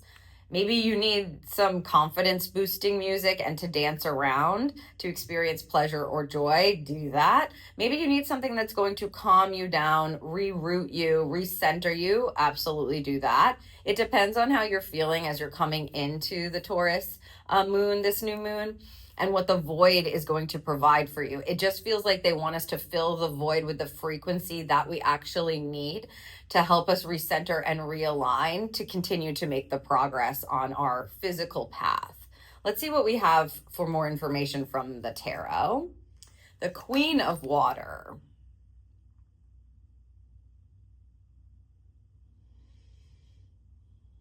Now we have two water elements, which is telling me that there's emotion involved in this, right? You probably will know that it's in alignment by the way that it feels. This is the Queen of Cups here showing up for us to help us have some understanding, to tap into, to go within and tap into our heart center, for that kind of compassion and understanding to give to ourselves, to take a look at how our internal cup is flowing. Are you doing things under this new moon in Taurus that feel self-fulfilling, that feel good and loving, that feel compassionate? I also feel like there's this internal check that's going on with this Queen of Water or this Queen of Cups that really wants us to go, it's like tuning into what's happening and what you're working on or what you're connected to, and going, does this feel good? Is this being reciprocated? Is this a frequency that matches the frequency of how I want to feel or what my heart is saying or who I truly am? That could be a project that you're working on. It could be a physical object in your home or your workspace. It could be a relationship that you're in. It could be a thought process that you're thinking that is like dissonant to what your heart center understands or knows to be true. Any of those things may be coming up for you to survey it and go, oh, I understand that this doesn't work or this doesn't vibe or this is dissonant to my heart center. And I'm going to take good care of myself. I'm going to take that knowing and take that understanding and shift or change it in a way that's going to be harmonious to my heart. The frequencies matter. Your emotions are going to provide you with information during this lunation about how to shift what it is you're putting your love and attention and your time and your energy into growing for the future. Okay, what do we have for a charm? I feel like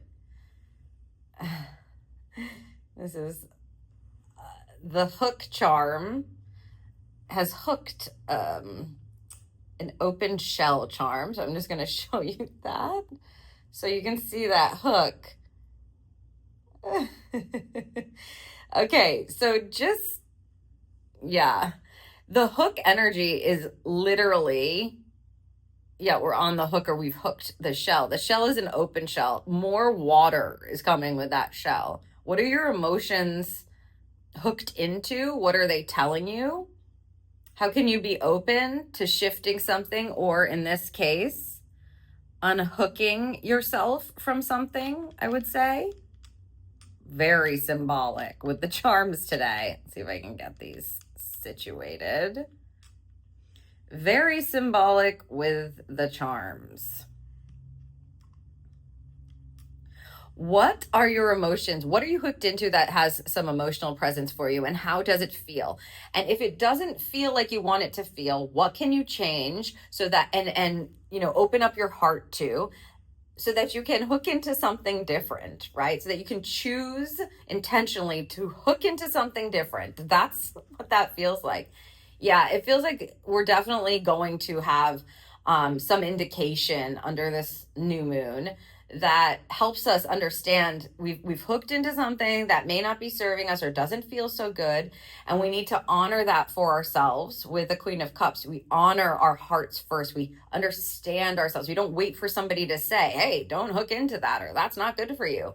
And they may be saying it or maybe not. It's not the point. The point is we want to listen to our own frequencies and how they are connecting to or vibrating with the other frequencies in our lives, whatever that may be.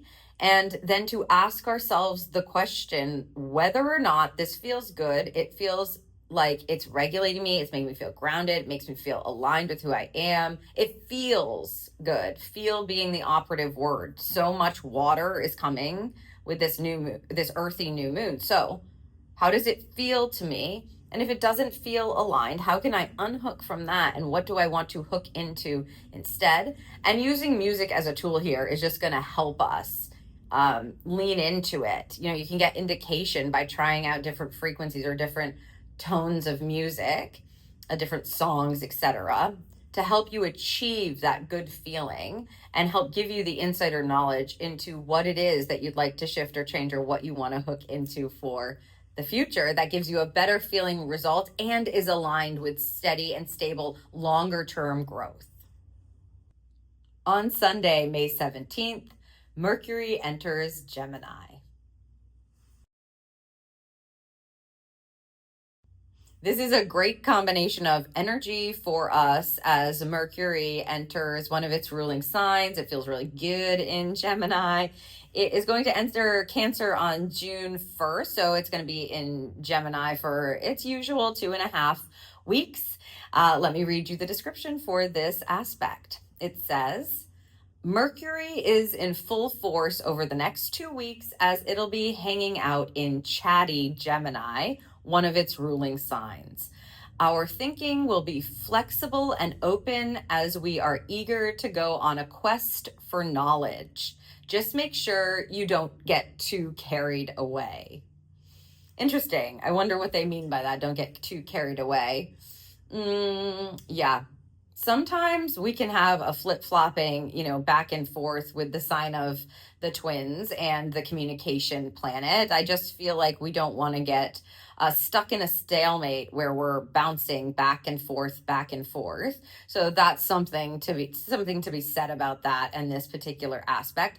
But overall, this feels like we're going to have a nice line into clarity and insight and information, especially if we are remaining flexible to see things from different perspectives, and get the knowledge we need through that. Like this kind of 2.5 week stint with Mercury in Gemini just feels like we may be pulling pieces of insider knowledge, right? So that it comes together. So we want to look for those little pieces of insight. Let's see what they give us for the card pull. The Tortoise. You're too fragmented, so do whatever it takes to get grounded. Okay. There you go. This is humorous, actually, from Spirit, because again, we're in Taurus, earthy Taurus season. Mercury just moved out of Taurus and is moving in Gemini. I was just saying, the Gemini energy can get us in this back and forth questioning things like, do I trust my ego or do I trust my mind or my intuition? I'm not sure which is which. What's going on? And this beautiful tortoise here is saying, hey, you're a bit fragmented. Could you ground back in for a moment so that we can get clarity here, as opposed to kind of staying in an indecisive or all over the place, back and forth kind of energy.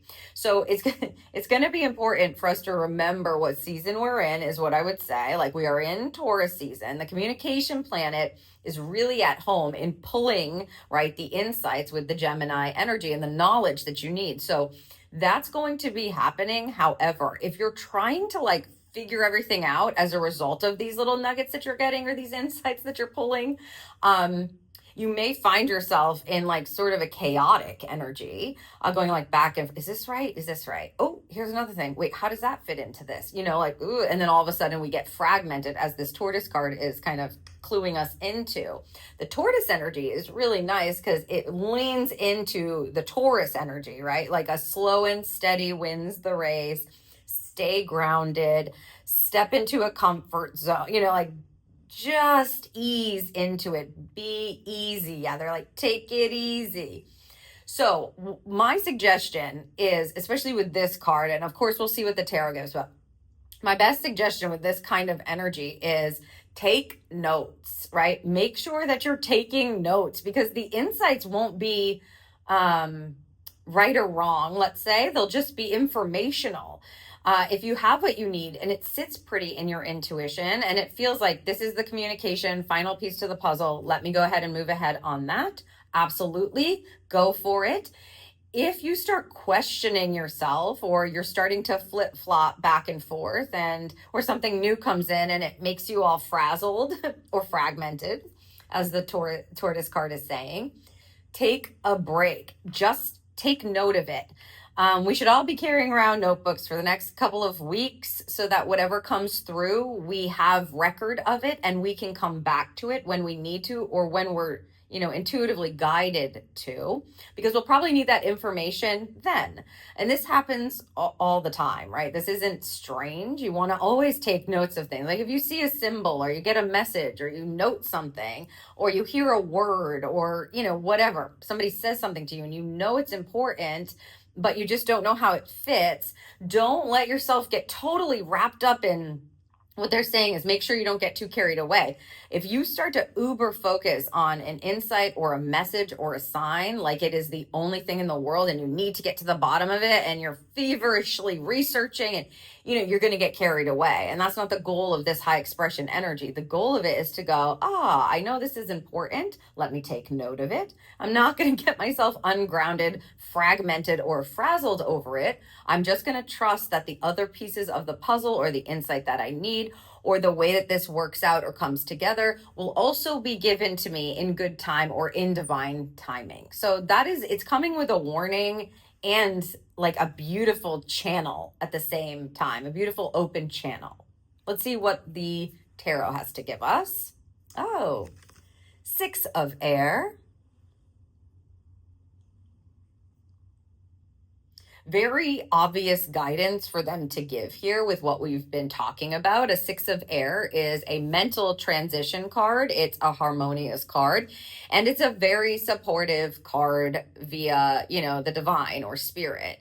It's like, we are helping you through. We're going to help you get the insights you need so that you can have peace of mind, or you can be in a harmonious mind set or frame of mind. And you can even see in the depiction of the card, right? Like there's a ship that's moving through kind of chaotic or rocky waters into, I'm just taking a look.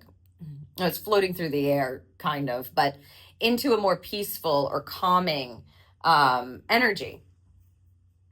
It's the perfect card to give here with what we've been chatting about.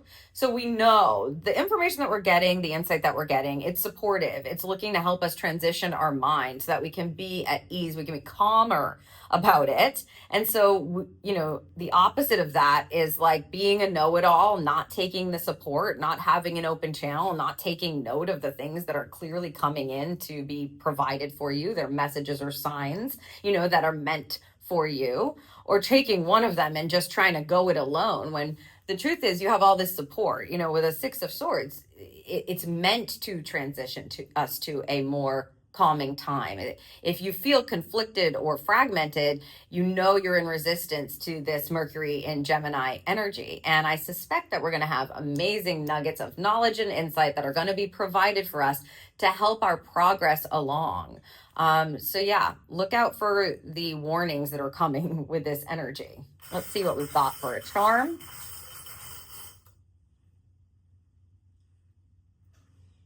Very ornate key. You can see also here you've got 2 hearts. So some of this information energy may be unlocking something in your relationships, is what I want to say there. Those 2 hearts.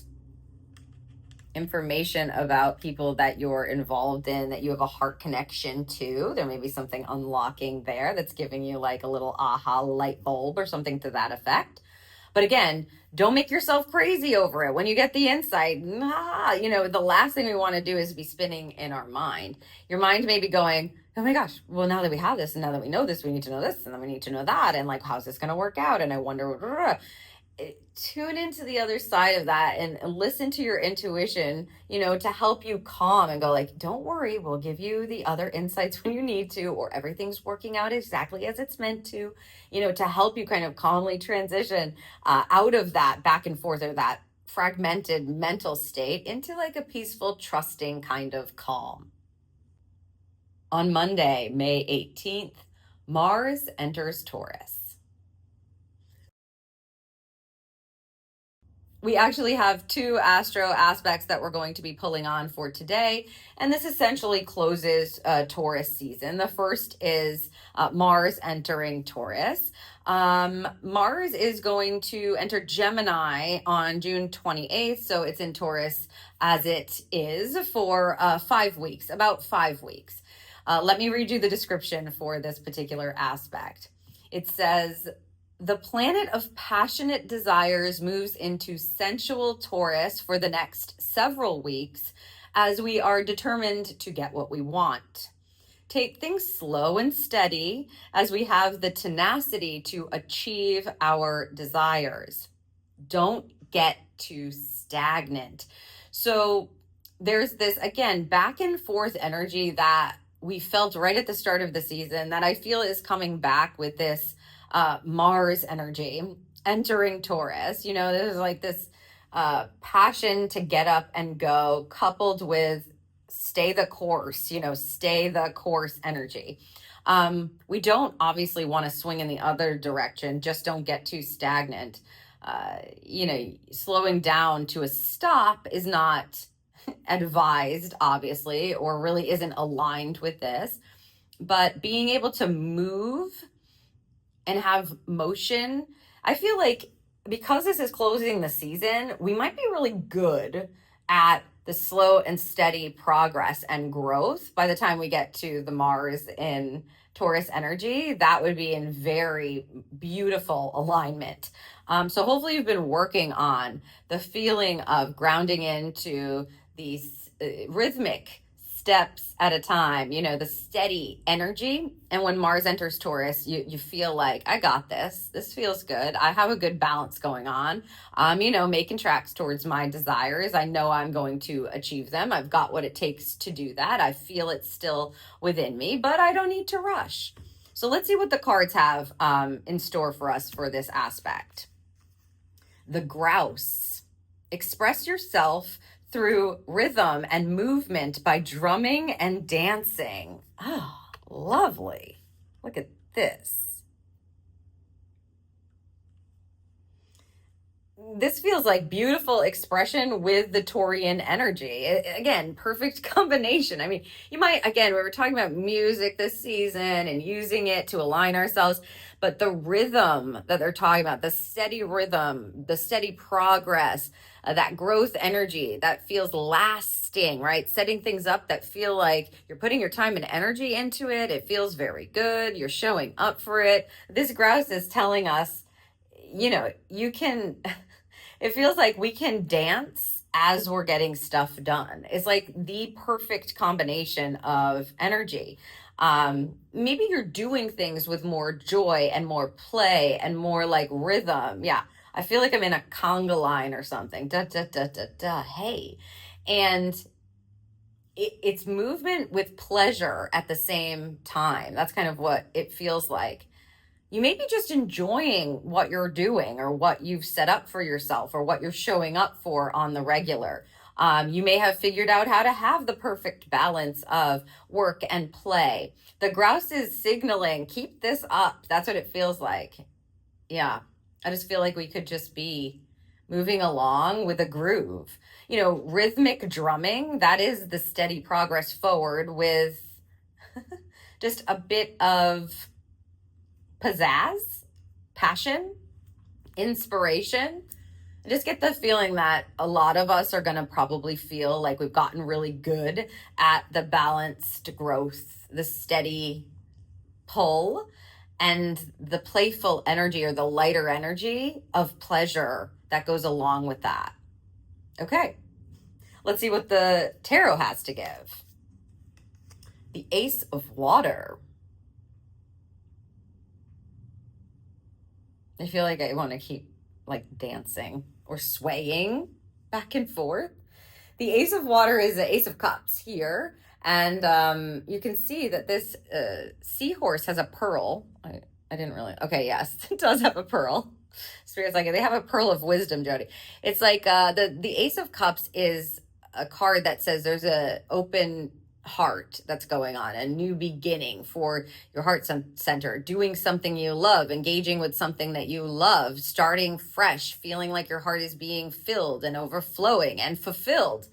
So yeah, but the way Spirit is giving it is this pearl of wisdom matters. It may have taken you to this point in the season to feel like I've got the wisdom or insight that I need to be able to start this, to be able to really go after it. I feel connected to it in a way that feels very good. I feel like I'm on the right track. I'm on the right path. I'm moving in the right direction. Trust that energy is what I would say. Trust that energy. Yeah, they're saying it would be a mistake to get too serious about something. You know, it's almost like this isn't,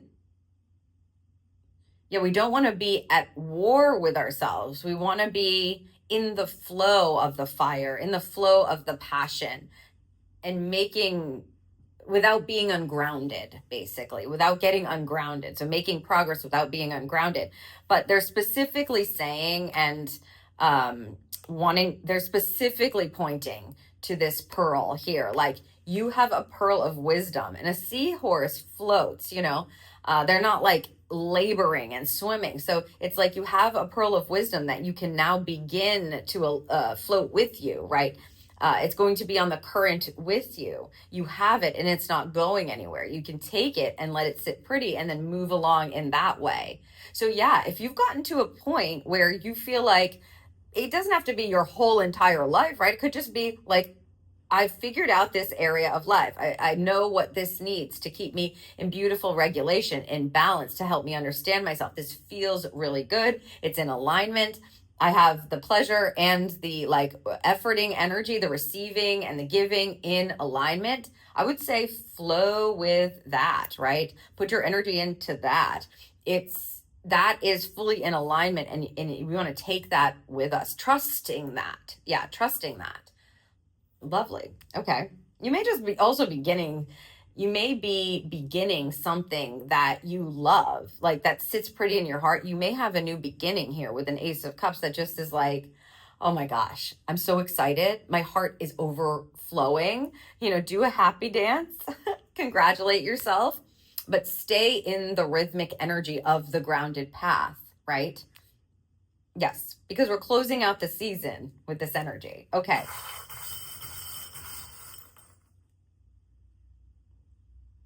Bird on a wire, bird on a branch, dancing bird on a branch. Okay. Well, they're talking about the bird kind of sitting pretty, tweeting,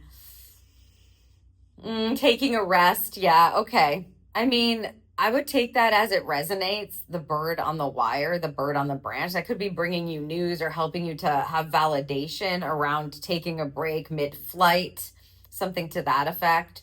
Listening to certain frequencies or sounds that make you feel aligned or make you feel restful or make you feel fulfilled. Overall, this energy feels really wonderful if we're focusing on the places and spaces, the relationships and parts of our lives that we feel like we've got this feels fulfilling, it feels in balance, that we can show up for it and play and work in this beautiful like rhythmic dance of life. So lean into that. If something new is beginning and it feels like I am in the flow, I am doing the thing, I am dancing through my, position as student of life, and it feels really good, trust that. On Monday, May 18th, Venus enters Cancer. This is the second aspect that we're pulling on for today, and both of these planets moving into new signs essentially closes Taurus season. This one has a really loving twist to it, obviously, the planet of love, etc. Entering Cancerian vibes is, I feel, a wonderfully whole, kind of comforting, unconditionally loving way to end Taurus season. So let me read you the description so that you can understand the energy that Venus in Cancer is helping us with for the next about 3.5 weeks. It will move into Leo on June 13th. So we've got it in Cancer for about 3.5 weeks. It says, as the flowers bloom, we may start to think about our own roots as the planet of love enters the sentimental water sign. Over the next few weeks, we'll think about the ways we make our homes and our relationships beautiful. How can you nurture the life you have? Yeah, I love the feeling of tuning into how things feel for the end of this season and taking inventory of where we can give a little more love to spaces, places, things. I mean, we're still in Taurus season. Spaces, places, things, relationships, what you can actually do to show love and how it feels. You know, I just feel like there's gonna be a lot of hugging, filling your spaces with things that feel yummy and good and that just give you like an overwhelming energy of, yeah, it's like a smiling heart or something. Okay, let's see what the cards have to give us for this final aspect that we're pulling for Taurus season. Ooh, the spider. Trust the creative spark you're feeling and express it through writing stories that inspire and enlighten. There you go. I love the spider. Yes, take note, of course, of the description that the card gives, but a spider is always about weaving something beautiful, creating something new. You can think of, I mean, there's so many different ways to think of the beautiful spider energy. It's creation, right? It's bringing something to life. It's creating a home or a web that's going to catch the things that feel like they are going to nourish you. I mean, I love that we're closing the season with a spider. Yes, something is calling for you to work on it, to weave it, to create it, to put your time and energy into it. We've been talking about this all season. I feel like you are the spider with a big, huge heart of love, and you're looking around and you're going to be weaving things that feel really wonderful. This is an innate energy, a spider building a web. So it will feel very natural to you. Cancer energy is like trusting your intuition, right? Trusting your emotions, trusting your heart, being able to nurture from, in this case, an unconditionally loving place. So we're really being asked with this spider energy to create from that space. And as I said, this can apply and should apply to everything in your life. How can you nurture something more? How can you come from a place of absolute unconditional love to the word they're using is alter it, but I would say give to it, and give to yourself. Like, this reciprocity is in full high alignment. That's what this feels like. So yeah, look around your homes, look around your relationships, notice the beauty that you've got going on there, and then align with it and see what comes up. Like, see how your heart responds. Ask, what can I do here? What does this need? What feels good? If you notice that you're like out and about, or you're getting inspiration and you can like see something in your home space or your environment, or let's say like your office, or if you're working on something that could use a little magic or a touch, and you're pulling it from some other place, meaning you're seeing it somewhere, or you're taking note of it, or it comes into your sphere or your consciousness, definitely take note of that and apply it if you can. If you're learning things about anyone who you're like in a relationship with, or you're taking notes, or you're hearing things that you could do to create a more loving connection in your relationships, lean into that energy. It's like we are weaving our lives the way that we wish to experience them. And all of this energy is very emotionally and unconditionally loving. So, for the next 3.5 weeks, we're going to have this influence, and it's going to carry us right into Gemini season, which is nice. they keep showing me this smiling heart. So that's why I keep like taking a beat to smile. It's like, what makes your heart overflow? What makes your heart smile? For the other aspect we had this for today, Mars in Taurus, we did have like a playful grouse, a steady kind of rhythmic energy with the Ace of Cups, you know, our heart overflowing. So now we're taking this into how we're actually weaving our lives, building our lives, creating our lives. Okay, let's see what we have for the tarot. The Three of Earth.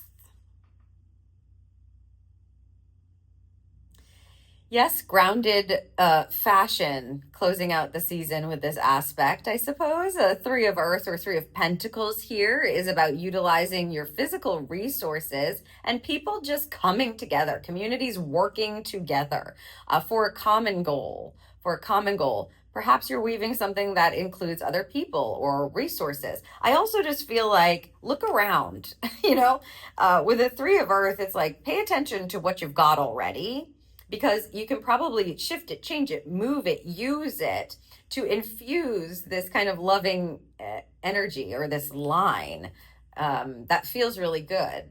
You may want to just create something from something else, like it's just changing it around, moving furniture around.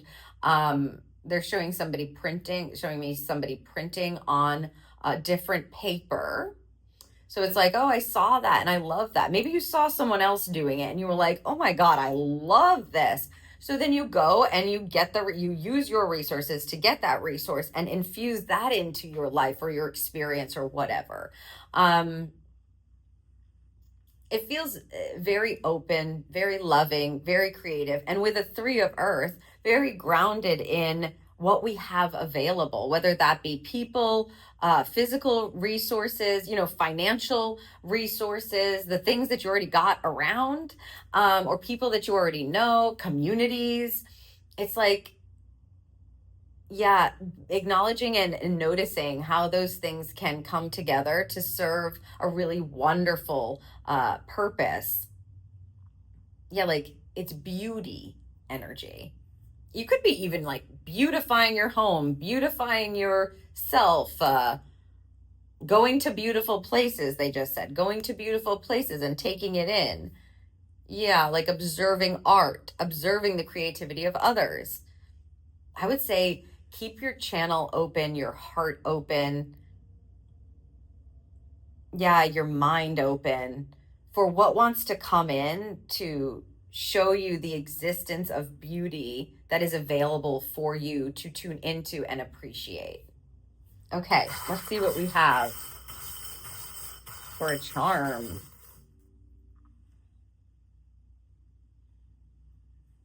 Okay, it's a telephone. Ring, ring. Usually when I get this charm, it's spirit calling us, right? So we should pick up the phone, which they may be calling you.